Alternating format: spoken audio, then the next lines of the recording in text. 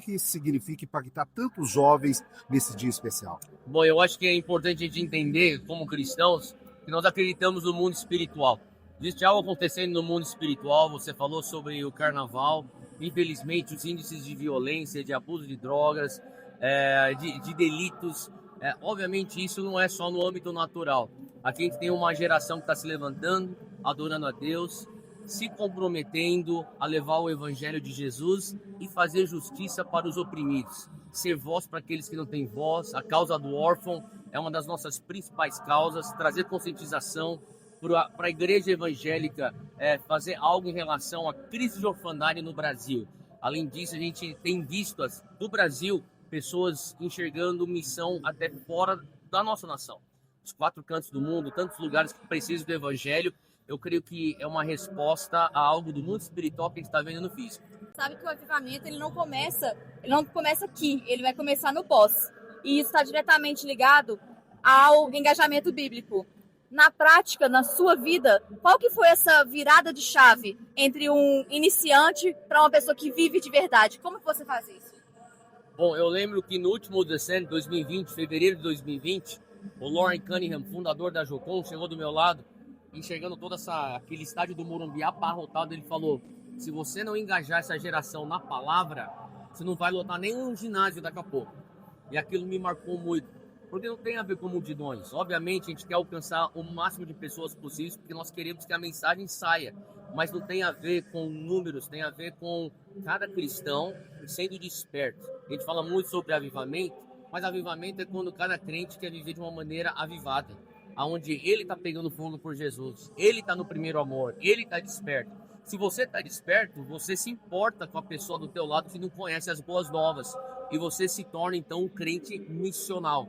Então eu creio para uma geração que está fundamentada na palavra, que é o nosso combustível constante e também o nosso prumo. É isso que a Bíblia é a nossa bússola e manual de vida, enquanto pegamos fogo por Jesus e cumprimos a grande comissão. Uma mudança muito rápida, muito curto tempo, para muitos líderes que são da geração, né, X. Sim. E o que você diria para eles em relação a essa dificuldade que talvez eles tenham de conseguir discipular, de conseguir ter a linguagem que hoje o jovem está tendo nas redes sociais, Sim, com muito mais velocidade do que eles estão conseguindo alcançar? Eu acho que assim é o texto de Malaquias 4, quando a palavra de Deus diz que ele vai voltar o coração dos pais para os filhos e o coração dos filhos para os pais, para que a terra não seja amaldiçoada, mas seja abençoada. E eu creio que é justamente isso que Deus está fazendo. A gente foca bastante nos jovens e a geração do avivamento, mas eu creio que a geração do avivamento, ela se vive em família. Família é multigeracional. Nós não estaríamos aqui e nunca lotaríamos estádios se não fosse para os nossos pais espirituais, que abriram o Brasil no facão.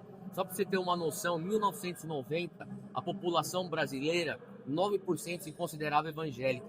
E aqui a gente está 2026, quase 2030, onde provavelmente as estatísticas, inclusive um estudo do FGV diz que estamos beirando 40% e rumo a nos tornarmos a maioria da nação. Esse crescimento vertiginoso só acontece pelo sacrifício dos nossos pais. Nós precisamos honrar os nossos pais e os nossos pais também precisam entender que tem uma nova geração com vigor. Não carregamos a sabedoria que eles têm, não temos a experiência que eles têm, mas existe uma paixão queimando na nova geração disposta a arregaçar a manga e trabalhar em família, uma família do reino. Como ir falar de Jesus além da trend? Porque a gente vê a trend do descende, né? Uma tendência. Sim. Mas como ir além disso? Bom, eu acho que um dos pontos que a gente já tratou aqui é a palavra. Tem que ter um compromisso com a palavra. O trend é uma coisa que emociona, empolga, muito bom. Eu sou uma pessoa que eu tenho falado para o meu círculo, minha igreja local. Precisamos ser uma igreja do poder e da palavra. E por muito tempo foi polarizado. Tem igrejas que se movem no poder, tem igrejas que são da doutrina. Não, a vontade de Deus é que nós viemos nos mover nos dois. Jesus fala para a mulher samaritana: o Pai procura aqueles que o adoram em espírito e em verdade. A outra coisa que eu diria é o compromisso com a igreja local. Eu creio que não tem como você sustentar isso a longo prazo e viver de fato o cristianismo ser uma comunidade local. O cristianismo foi feito para se viver com os irmãos. A comunidade nos santifica, nos protege. A igreja local é a comunidade de fé e a gente precisa resgatar nos nossos jovens e crer pela erradicação do termo de evangélico desigrejado. Isso aí não existe, não é bíblico. O evangélico cristão tem que estar comprometido com a igreja local. E a igreja local tem que ser cada vez mais um lugar onde o evangélico jovem consiga encontrar família. Não ser ferido, mas encontrar um lugar que ele possa crescer espiritualmente. A geração do passado às vezes tem criticado muitos trabalhos, os movimentos que essa geração tem feito. O que você tem a dizer sobre isso? Eu creio que, infelizmente, a história da igreja nos mostra que muitas vezes os críticos do próximo mover de Deus foram os líderes do mover anterior.